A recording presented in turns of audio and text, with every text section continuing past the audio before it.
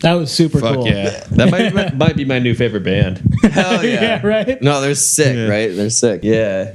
It's like very anthemic, which I think is really cool. Because like I feel like a lot of punk doesn't quite go in that direction, but there is kind of this like newer wave, like you were talking about, that does kind of have that like anthemic sound to it. Yeah, I want to be part of that. Yeah, I want to be cool like the kids. Yeah, I love that. Yeah, the hook just like really fucking smacks you around a little bit. You know, it's a little tongue in cheek. It's a little fucking sassy. I fucking love it. That like, oh, I'm not crying. You're like, it's that like it really encapsulates that like being vulnerable, like maybe being vulnerable to the wrong person, and like showing a little bit too much. I resonate with that. I have a tendency to like info dump and like trauma dump on new people who will listen to me. You know, and podcasting just oversharing on the internet? Yeah, dude, I should just like really get into this, shouldn't I? Dang.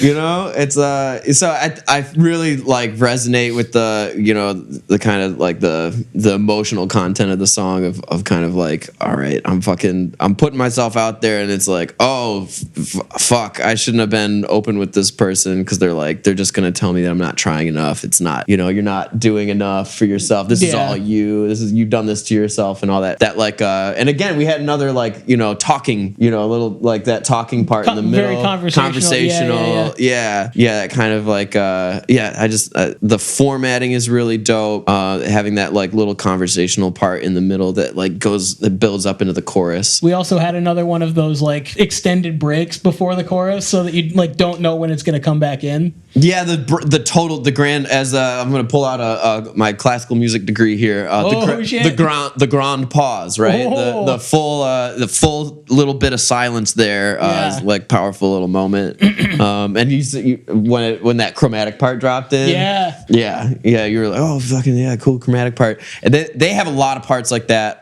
That's like musically. In terms of like the guitar riffage, that's definitely what's attracted me to this band. They've got that like post-punk. The chord progression is kind of that post-punk sensibility, but there's all these like really angular chromatic riffs that they intersperse between these really catchy melodic riffs, and then just like it just really sets it off, and it really makes it complex to listen to, and like I think that chromatic part really sets in the tone that it's not just like whiny, you know what I mean? Because the whiny aspect of it is like tongue in cheek. Yeah. You know what I mean? It's definitely like a very like I get like the sense of it's like angry about like I shouldn't have fucking shared with you. It's got that attitude. Yeah. Like I shouldn't have fucking shared my heart with you. I shouldn't have shared like what's been fucking me up with this person.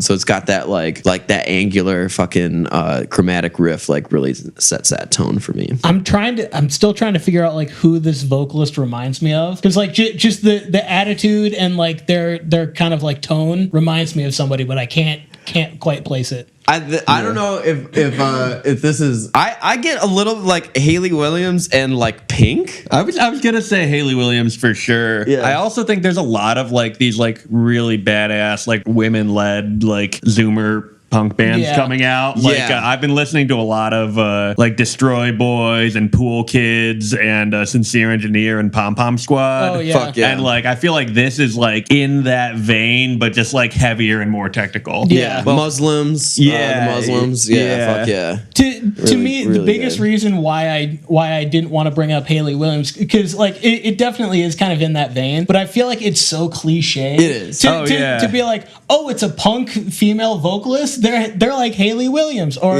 like fucking Courtney LaPlante if you're going into like metal stuff, being like, oh, it's like Spirit Box. It's like there are other female fronted bands than just those two. Like you can do a little bit of research, go a little bit deeper. Yeah, just look for a little bit. At the same time, I feel like there's at least two different schools of like being a woman fronting a punk band, because there's I mean, Hayley Williams is like a great technical vocalist. Like she can belt, she has a great range. And then there's also like the Bikini Kill or Slater Kinney, like more like shouty, like raw, like Riot Girl kind of side of it. I feel like they really ride the line between the two. Her vocals, her really clean like belty vocals are like up there. It's extremely precise. Yeah, really precise. She's got an insane voice, really powerful. But then there's like the little like more crushy parts. There's other songs on this album too. I picked this song because it's like super emo and I like it. It resonates with me where I'm at in my life. But there's some other songs on this album where she really crushes a lot harder. Yeah, and it's really dope. And there's a couple other songs on the album too. I think the album's called Love Me Forever, and there's a couple songs that are like real soft ballady, real like emotional parts, really clean soaring vocals. So yeah, shout out to Pink Shift, fucking killer vocals, great riffage. One of my new favorite bands. I've probably been listening to them for like I don't know 6 months or something like that. Yeah. Hell yeah. All right, where are we going from here? All right, back to some more local Detroit homies. Let's go. These guys, like I was saying earlier, broke up this past summer, and I was really bummed about it. But then they got back together, and now they're a band again. Sweet. This is Selena Gomez took the name of this song by Easy Beach. I don't know what the name of the song was before it was called this. That's amazing. Goes back to like the like early like emo type of like Panic at the Disco, like super long titles. I saw these guys. Yeah, these guys. I saw these guys.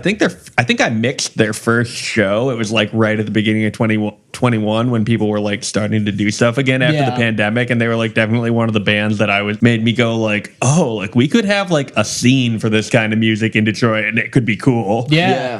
That's awesome. Yeah. So here it is.